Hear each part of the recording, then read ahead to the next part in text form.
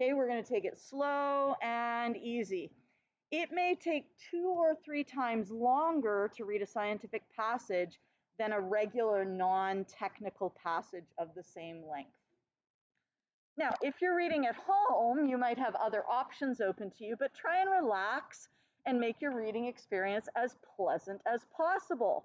If you like tea, you can have a cup of tea, have a piece of chocolate, have your favorite colored pens nearby for marking things up, have some relaxing music, no lyrics though they are distracting, whatever makes you happy about reading.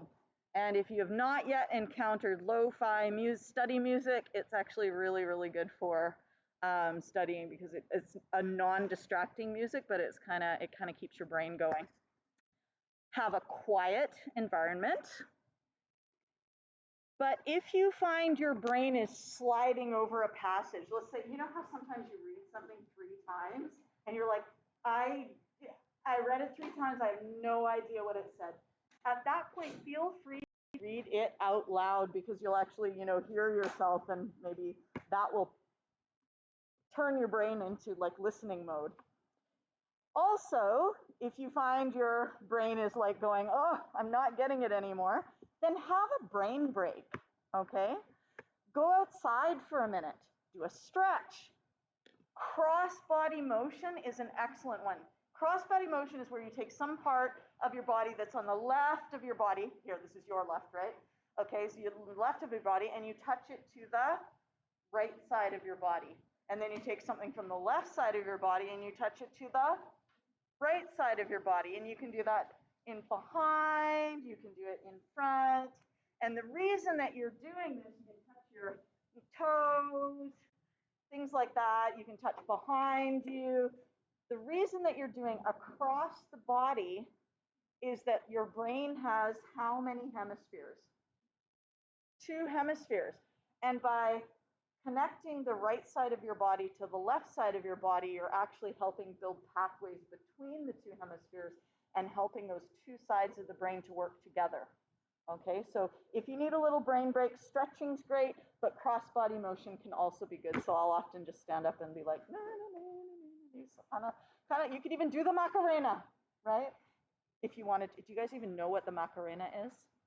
Yes, okay, you could do the Macarena.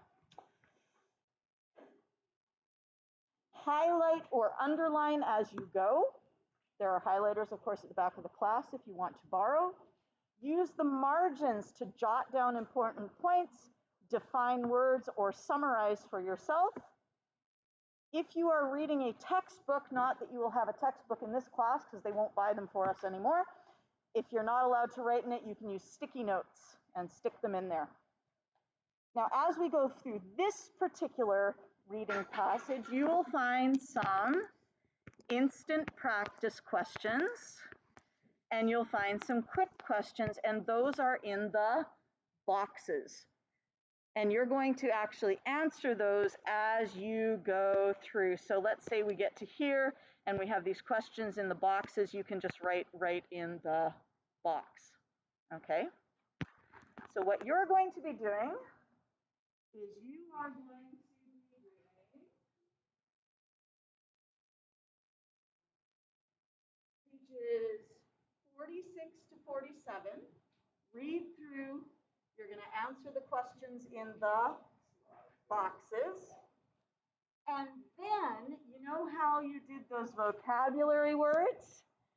Pages 46 and 47 will allow you to know what the definitions are for the first 1, 2, 3, 4 words. You can go and fill those in if you didn't get them already.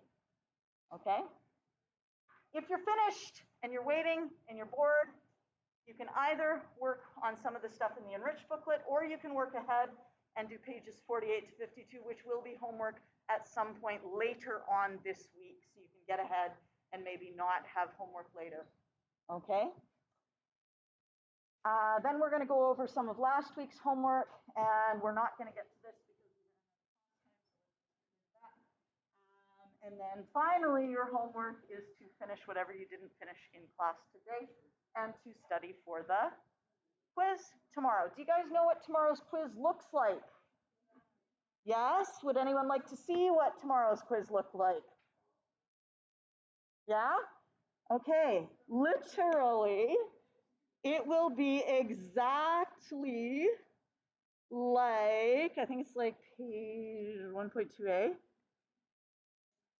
If we go to page 21,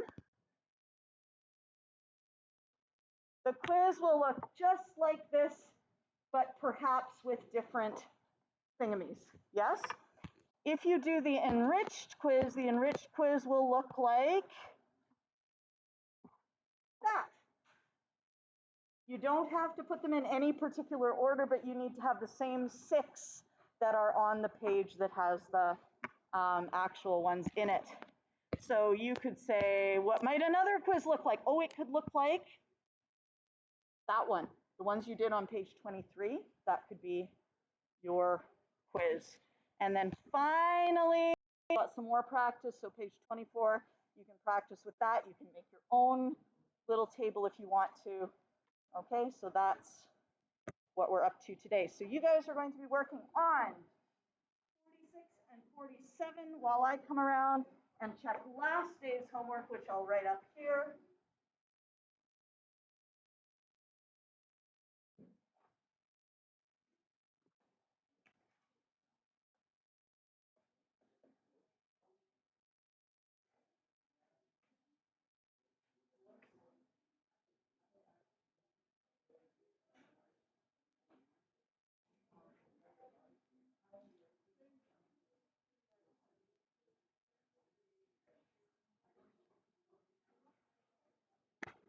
Okay, good stuff. And I need a pen. There we go. Question. Yeah. So for the quiz, right? Yeah. The volume, there's 2 units, right? Space and liters. Which one is? I would use liters. Use liters. That'll make your life easy. Hi, can I help you?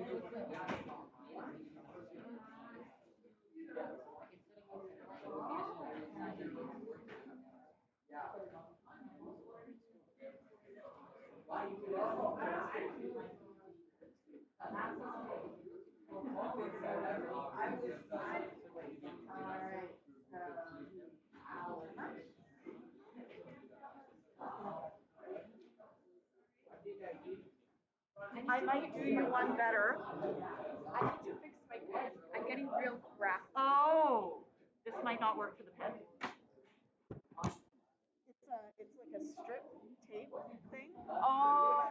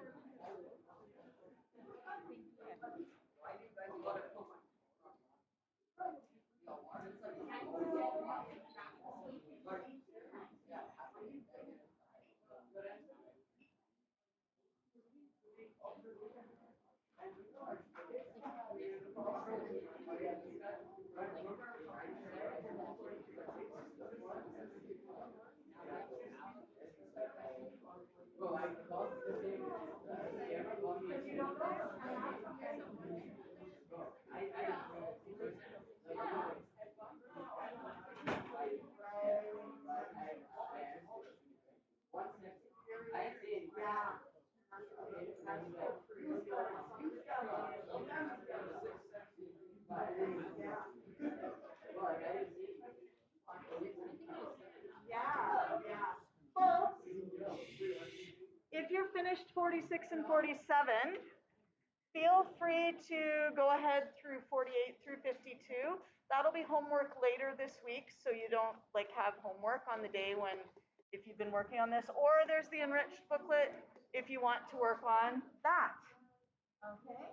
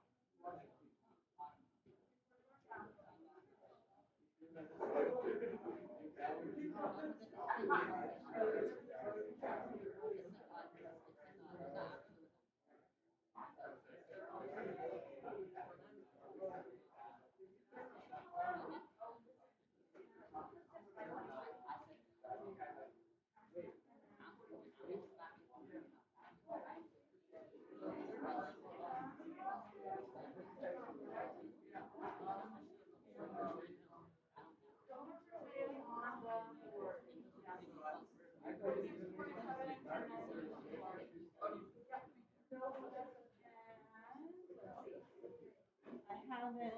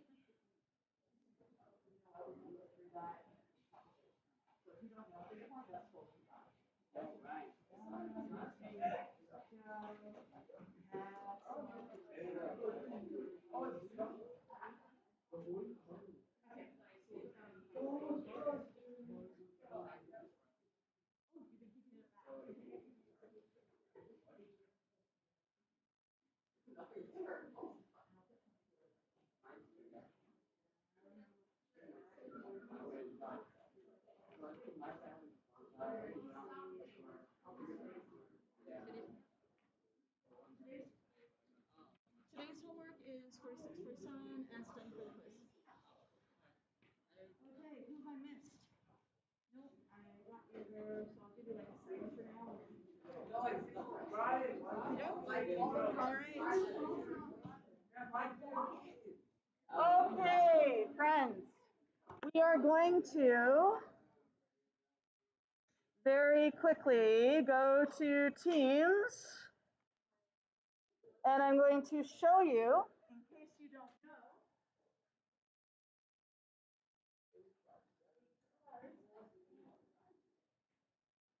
several people did not know where to find the homework. This block, my other block, everybody. So on our team, if you want to find the homework, are you going to look on the right or are you going to look on the left?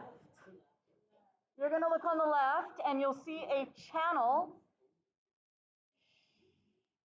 You'll see a channel that says homework. So we're going to go to homework. We'll click on it. And you can see it says Friday, September 8th. And it will actually have two things in there. It's going to say the homework. Okay, so it was 23, 15 to 19, 43, and 44. And then there underneath that, there's going to be what we did in class, which will be useful if you are away. Okay, and if you're away, if you're feeling well enough, you could be like, oh, they watched this video on page 14. Maybe I'll go watch that video. Okay, and if you're like, how do I watch that video? Let's just go check on that for a minute. And that was 1.1. So if you see this little symbol here that looks like, what does that look like? That looks like a TV. That means there's a video for you to watch. You can either enter in the link or you can search for this stuff, or there should always be a QR code that you can just use to get to that video. So there's 3 different ways you can get to it. You can use the URL, you can use the QR code, or you can search for what it says there. okay? The other thing I wanted to point out on Teams today, because I pointed it out in the other class.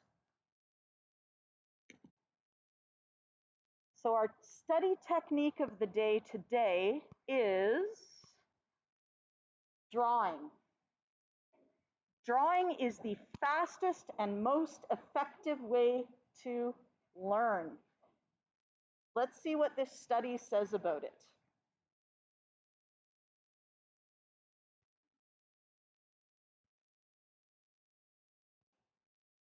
According to a fascinating new study, put away the highlighter, although it is, science shows that they're next to useless. However, they can help you to just, keep reading. Okay, skip the flashcards. I would say don't skip the flashcards, don't put away the highlighter, use drawing in addition to those if they work for you. Anyone recognize their ringtone?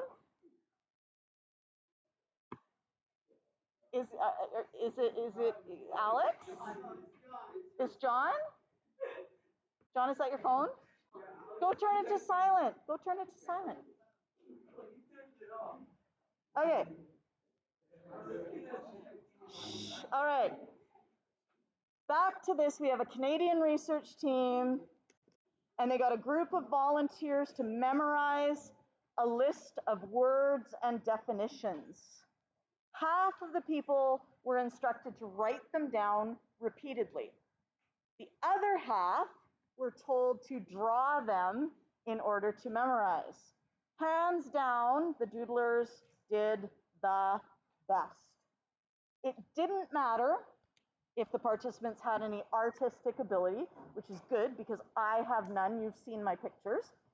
After just 40 seconds of low quality sketching, subjects not only remembered significantly more, they also recalled more detail and context about the words and ideas they were studying. In other words, they learned more and they learned it faster.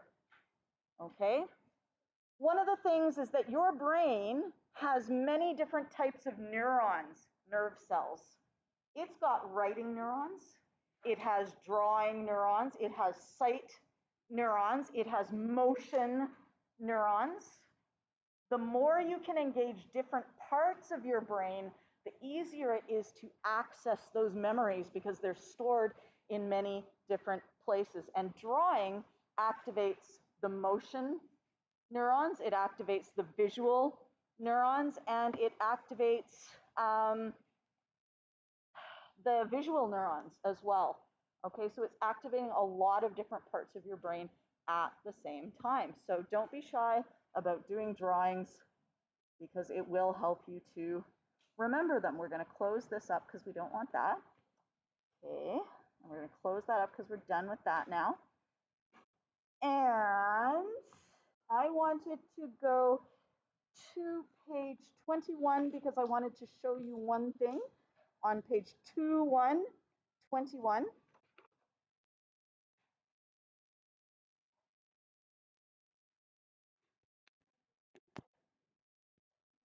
Page 21. Because I wanted to make sure that you know which number in number 7 on page 21. Some of these are not on your quiz, and I want you to know which ones are not on the quiz. These are the ones you do not need to know. And what we're going to do is we're going to put an X through them. Okay? So the first one that we don't need to know, height, E. Capital K, you don't need to know, so that's E and F. You don't need to know the little lowercase scripty L, that's length. Okay, this was height. If you're interested, it was height, Kelvin, and length. But you don't need to know them, okay? You don't need to know minutes, okay? You don't need to know W, which is work, and you don't need to know WT, which is weight. So you don't need to know those symbols. Okay, so you don't need to know E, F, H, K, P, and Q. Yes, Tavian.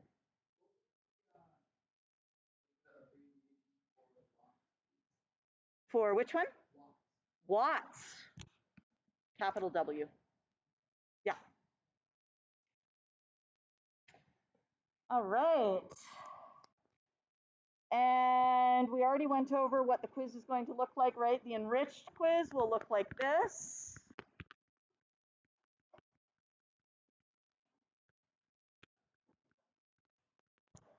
And the non-enriched quiz will look something like this, the regular quiz. And how will you choose which one? I have to decide what I'm going to do. Either I will come around with the two quizzes and I will say to you, like as though I was a waitress and you were making your order, I would say regular or enriched. And you would choose and I will give you the one, or I'll get you to come up here and pick whichever one you want. So you get to choose. If you try the enriched and you're like, oh, this is not going well, you can switch over to the other one. Okay? Now, the other thing I wanted to do today is to go over some of last week's homework because, oh, yes, we did go over where the homework was. Okay, good. We're going to go then to, which one is it? Pages 18 and 19. Actually, let's start on page 15. Let's start on page 15.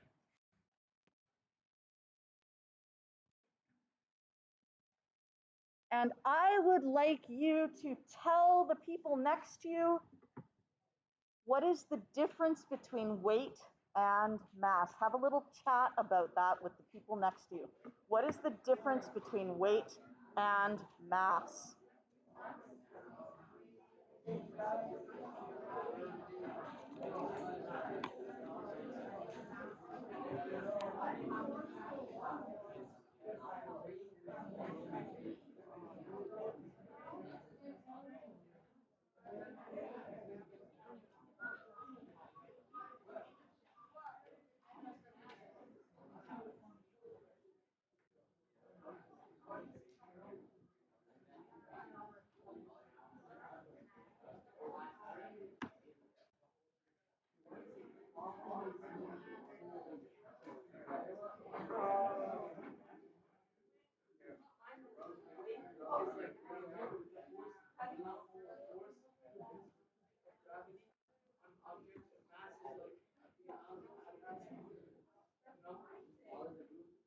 Okay, would anyone like to tell me? Weight or mass or both? Yes.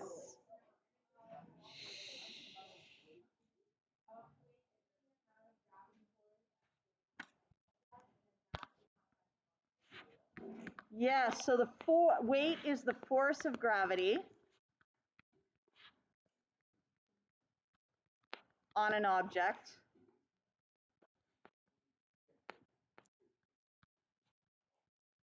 And what is mass again?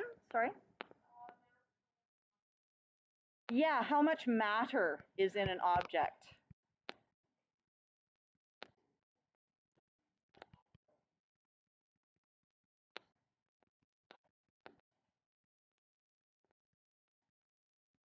Which one changes?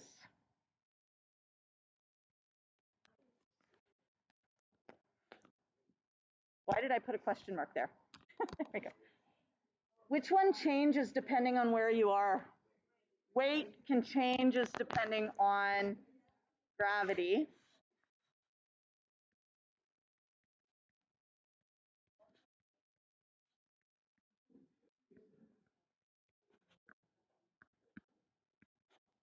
How about mass? Mass never changes.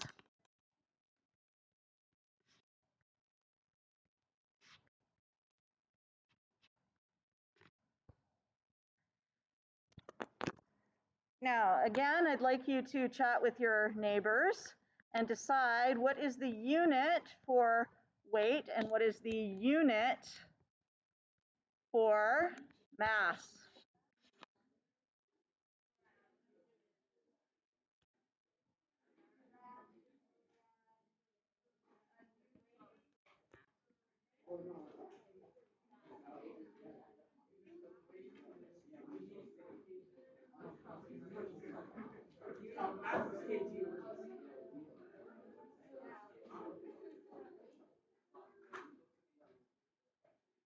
Okay, unit of, let's do mass first. What's the unit of mass? Grams or kilograms. And what's the abbreviation for grams? G. And for kilograms, it's going to be kg, little k.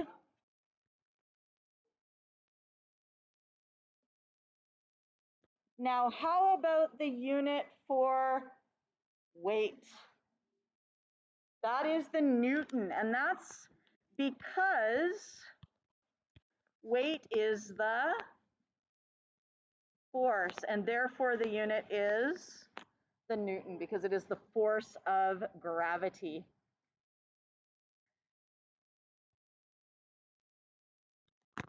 What kind of device would we use to measure weight?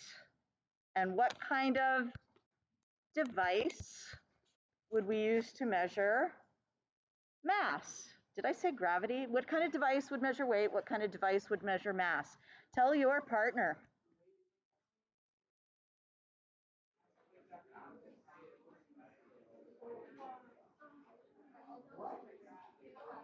Oh, thank you. I'll check it in just a minute. Yeah.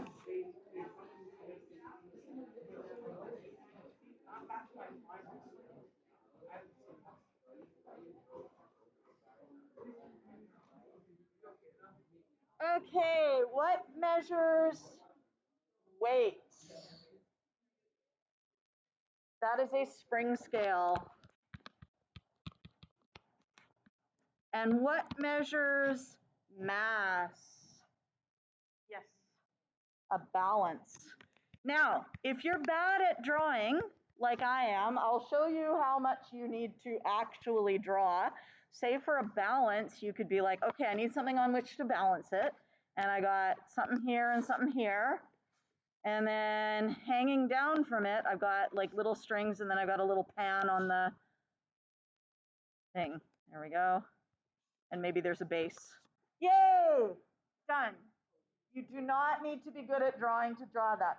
Am I going to have you draw that on a test? No. But what did we just learn about today?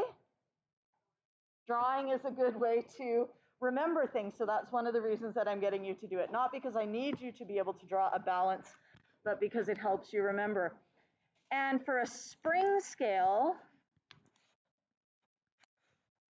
I can just be like, okay, I got a little spring in there, and it attaches to a little hook here.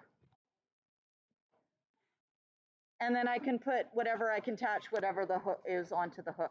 That's a spring scale. That's my drawing of a spring scale, because I'm not very good at drawing. All right. Let's go through then pages 18 and 19. If you have already done this and you feel all good about it and you don't need to listen to me, you can work ahead, pages 48 to 52, or you can work on the enriched material. But I'm going to go through the homework just in case you have questions about it or you didn't understand something. It's also good just to stick it in your brain. What is the unit of mass? Kilogram or gram? What is the unit of weight? Newton. This is page 18. What does mass measure? The amount of matter in an object. Whoops, I should write amount.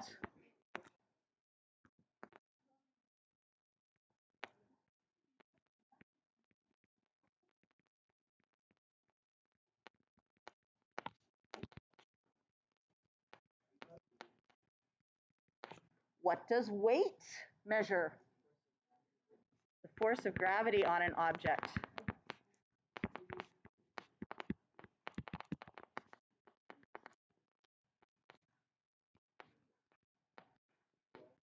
And in my other class, someone asked, could I write the amount of gravity on an object? That would be correct, but by writing force, you're helping to remember that the unit is the Newton, okay? If you are on the moon, is your mass greater than, less than, or equal to your mass on Earth? If you are on the moon, your mass is equal to your mass on Earth, because the amount of matter in you will not change. I could lose a lot of weight if I went to the moon, but my clothes would still fit the same, right? Because I still have the same mass. So it wasn't greater than or less than, so we can say for this question, NA. Do you guys know what NA stands for? Not applicable. Which just means you don't need to do it because it doesn't matter. If you wanted to just draw a line through it, you could too, or just leave it blank.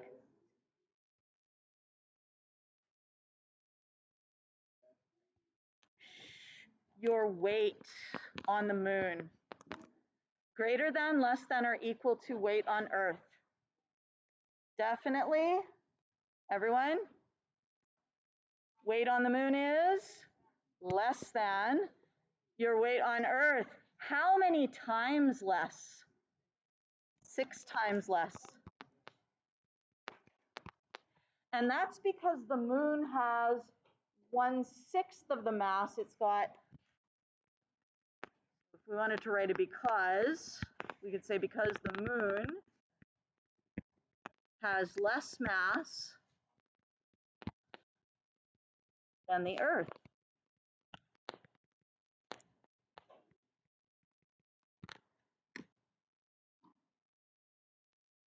The amount of gravity exerted depends upon the mass. I have mass. So technically, I exert a force of gravity on this pen. Yes, because I have mass and the pen has mass. But the Earth also exerts the force of gravity. Who wins, me or the Earth? Earth wins because the Earth has so much more mass than I do. The force of gravity between me and the pen is teeny. What instrument or measuring tool do we use to measure mass? A balance. How about measure weight? A spring scale. And the spring scales are signed out by another teacher right now, but I'll bring one out next day so you can see one in person. Yes? Yeah. Jupiter's mass is 318 times greater than the mass of the Earth. How about your mass on Jupiter? Is it greater than, less than, or equal to? Your mass is the same, so equal to. That means this question is not applicable. How about your weight on Jupiter? Jupiter has more mass, therefore the gravity is stronger. So your weight is greater than.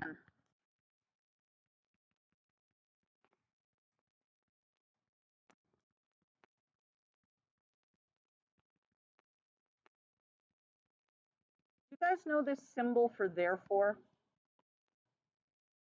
Did you know that that little symbol, the 3 dots, means therefore? If you didn't, I'm telling you now.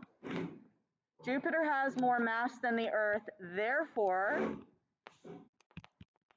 it has more gravity, or stronger gravity.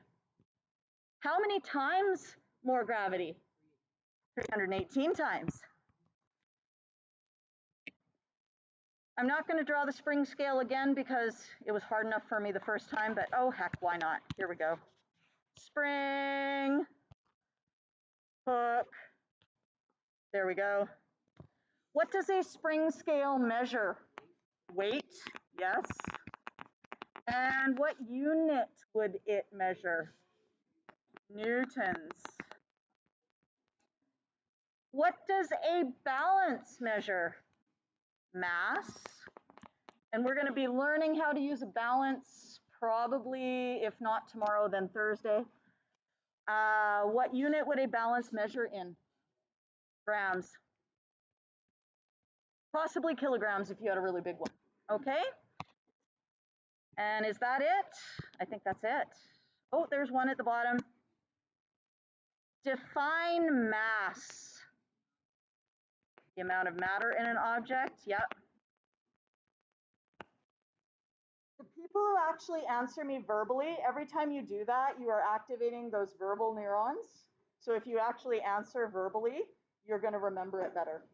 So even if you're kind of like just saying it under your breath to yourself, you will remember better.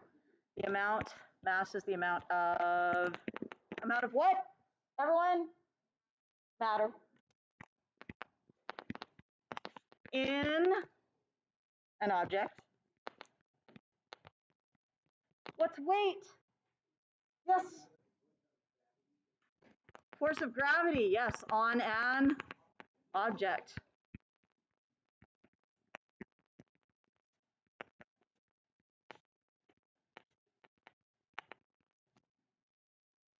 Would you like to see how a spring scale works? Or do you just want to hang out for 5 minutes? Hang out for 5 minutes? Why don't I put the spring scale on and you can either pay attention or you can just chill. Does that sound good? Okay.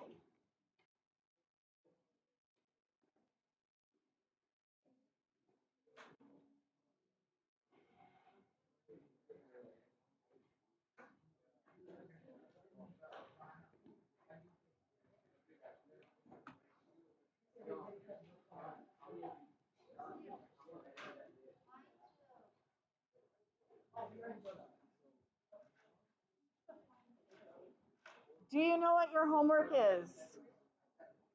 Finish 46 to 47. Study for your quiz. Page 24 will help you with that.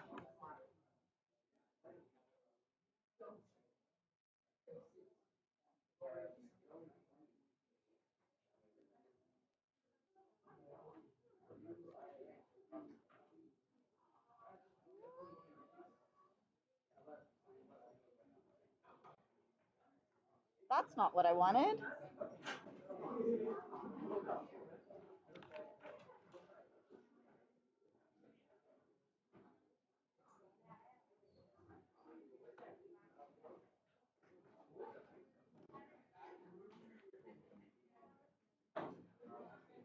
Hi.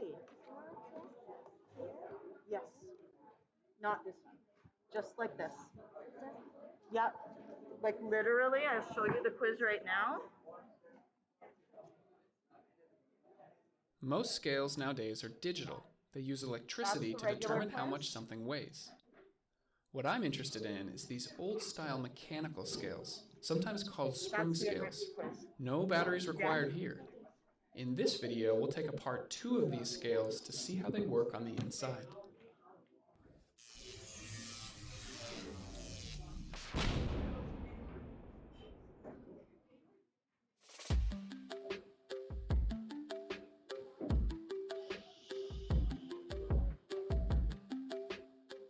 The idea of using springs in a scale has been around for about 200 years now.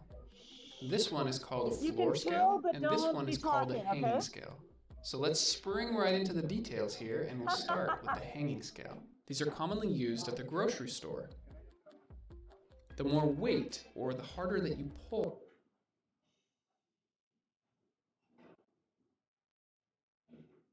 if you're chilling, just chill silently. on the bottom, the more that the red pointer spins on the inside. Take away the weight and the red pointer goes back to 0.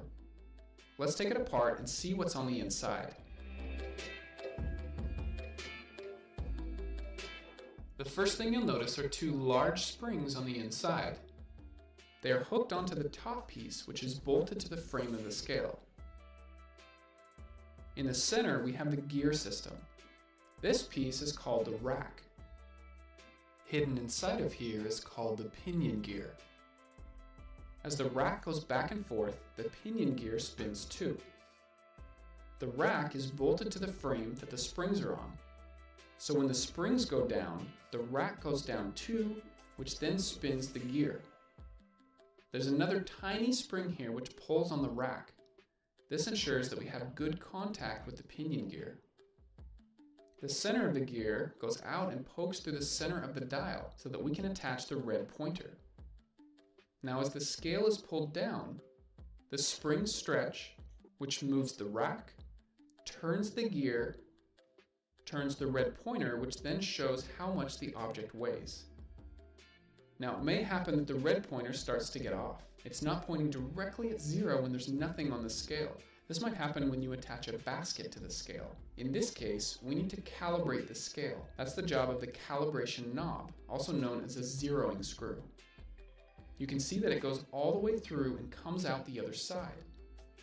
These 2 are called the pivot plates.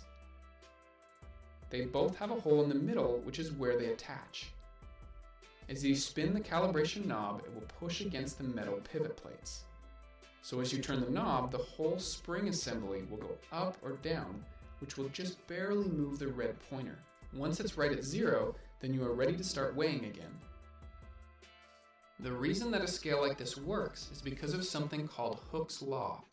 It's the relationship between how much force you pull on a spring versus how far that spring stretches. So just for an example, let's put a 1 kilogram object on this spring.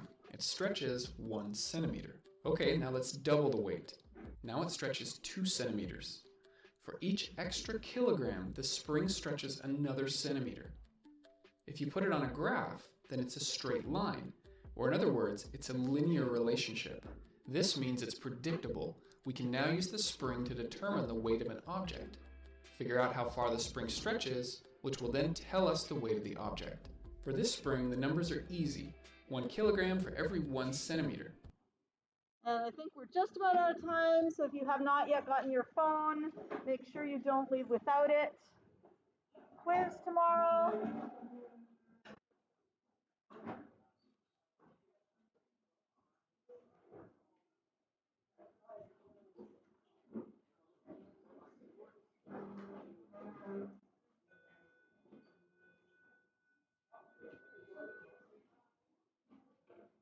Have a good afternoon, evening, everyone.